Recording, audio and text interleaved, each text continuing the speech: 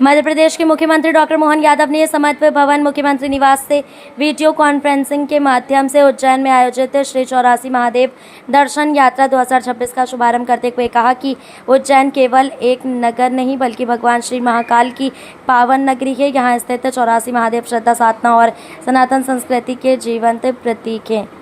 उन्होंने कहा कि ये यात्रा आस्था, आध्यात्मिक जागरण और सांस्कृतिक विरासत को जन जन तक पहुंचाने का सशक्त माध्यम बनेगी। मुख्यमंत्री ने कहा कि भारतीय संस्कृति वसुधैव कुटुंबकम और सर्वे भवन्तु सुखिनः का संदेश देती है। सावन मास में आयोजित ये यात्रा धार्मिक पर्यटन को नई गति देने के साथ स्थानीय अर्थव्यवस्था, होटल, परिवहन, हस्तशिल्प और छोटे व्यापारियों को भी सशक्त बनाएगी। उन्होंने कहा कि प्रदेश सरकार तीर्थ स्थलों पर आधुनिक सुविधाओं का विस्तार कर उज्जैन को विश्व स्तरीय आध्यात्मिक पर्यटन केंद्र बनाने के लिए प्रतिबद्ध है। डॉक्टर यादव ने युवाओं से अपनी संस्कृति, तीर्थ और परंपराओं से जुड़ने का आह्वान करते हुए कहा कि ऐसे आयोजन सेवा, अनुशासन, राष्ट्रभाव और सामाजिक समरसता को सुदृढ़ करते हैं। उन्होंने यात्रा में शामिल सभी श्रद्धालुओं को शुभकामनाएं देते हुए आयोजकों द्वारा मातृशक्ति को लाल चुनरी, साड़ी, रुद्राक्ष माला एवं बिल्व पत्र का पौधा भेंट किए जाने की सराहना की। उज्जैन में आयोजित शुभारंभ कार्यक्रम में राज्यसभा सांसद विधायक, अंतर्राष्ट्रीय कथा प्रवक्ता पंडित प्रदीप मिश्रा, आयोजन संस्था के नारायण यादव सहित बड़ी संख्या में श्रद्धालु उपस्थित रहे। लघु ब्रह्मांड इस संदर्भ में कि हमारी 84 लाख योनियों के अलग अलग स्वरूपों से निकल करके मनुष्य योनि मिली है और यहाँ से मानते हैं कि 2 धारा निकलती है। एक हमारी देव योनि की तरफ बढ़ाती है और एक दानव की तरफ बढ़ाती है। ये सांप सीढ़ी का खेल का समान है कि हमारे जीवन में हमने अपने कर्मों के बलबूते पर मानव तन अगर पाया तो मानव तन को जीवंत करते हुए अपनी जागृति के बलबूते पे परमात्मा हमको देव मार्ग पे ले जाए, इस कामना के स्वरूप में 84 महादेव हमारे उज्जैन में विराजित है।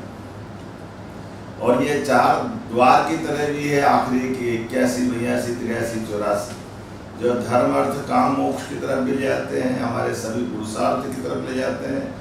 हमारे जीवन के लिए आज ये बड़ा अद्भुत अवसर है। सावन का महीना और सभी मातृशक्तियाँ लाल चुनरी में क्या सज धज के, कोई रुद्राक्ष की माला, कोई बिलपत्र का पौधा, क्या क्या क्रिया ले रहे हैं। ऐसे में भजन गायक मनीष तिवारी जी की भजन मंडली भी चल रही है और श्रावण मास में सनातन संस्कृति के लिए धार्मिक पर्यटन के आधार पर हमारी अपनी भावना को भी न केवल प्रशस्त करेगी बल्कि जैसे आपने सबने देखा कि 7 समुंदर दुनिया में है और 7 सप्त सागर उज्जैन में है।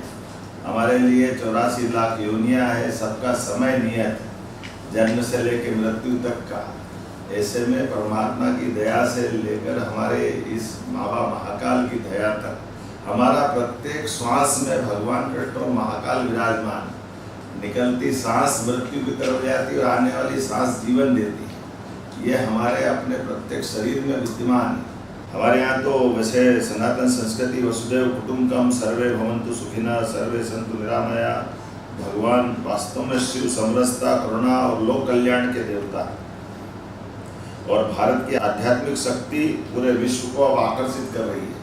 आज के इस दौर में कहीं बम गोले बरस रहे हैं, कहीं धन की लिप्साओं में अलग अलग प्रकार दौड़ रहे हैं लोग, लेकिन निर्लिप्त भाव से अपने आध्यात्मिक यात्रा के लिए अगर देश एक कोई आकर्षित कर रहा है तो वो भारत और हमारी सनातन संस्कृति की धारा है। ऐसे में हमारे सभी श्रद्धालुओं के साथ ये पुण्य का काम जिसने अर्जित किया, सबको मैं बधाई देना चाहूँगा और सभी युवा और माता बहनों के साथ इस संस्कृति की यात्रा में मैं अपनी ओर से पुनः आप सबका वंदन करता हूँ, अभिनंदन करता हूँ। और अब राज्यसभा के हमारे बीच स्वामी जी भी पधार गए, सारे संत वृंद मौजूद है। आप सबके माध्यम से एक बार मैं फिर आप सबको बधाई देता हूँ और ये हमारे लिए यात्रा के माध्यम से हमारी मन की भाव भक्ति और मजबूत होगी, भगवान का आशीर्वाद मिलेगा। देखो समय बदल रहा अपने उज्जैन और पूरे प्रदेश का, आने वाले समय में और इसकी कीर्ति प्रसिद्धि बढ़ती जाए। वैसे अवंतिका नगरी के बारे में, अवंतिका वास्तव में सप्त मोक्षदायी नगरियों में से एक है। ऐसे में ये जीते जी यहाँ किसी का एक दिन रहना हो जाए तो जीवन धन्य हो जाता है। और यहाँ भाग्यशाली कई सारे लोग यहीं जन्म हुआ या यहीं रात गुजार के जीवन की यात्रा तय कर रहे हैं। ऐसे में भगवान महाकाल के आशीर्वाद के बिना ये संभव नहीं हो सकता है। मैं सभी भक्तों के साथ यात्रा कराने वालों को भी धन्यवाद देना चाहूँगा, क्योंकि हम अपने जीवन में अपना खुद तो पुण्य पा लेते हैं, लेकिन सबको पुण्य के मार्ग पे ले जाए ये परमात्मा मौका देता है। तो एक तरह से ये हमारे सबके मन में ये भाव श्रद्धालुओं के मन में भी होना चाहिए कि ये पुण्य का मौका जिन्हें दिया है, परमात्मा उनको भी बहुत आगे बढ़ाए, उनके मन की मुराद पूरी हो, उनके जीवन के सभी संकल्प पूरे हो। मेरी अपनी ओर से आप सबके प्रति पुनः प्रणाम, बहुत बहुत धन्यवाद। भारत माता की जय।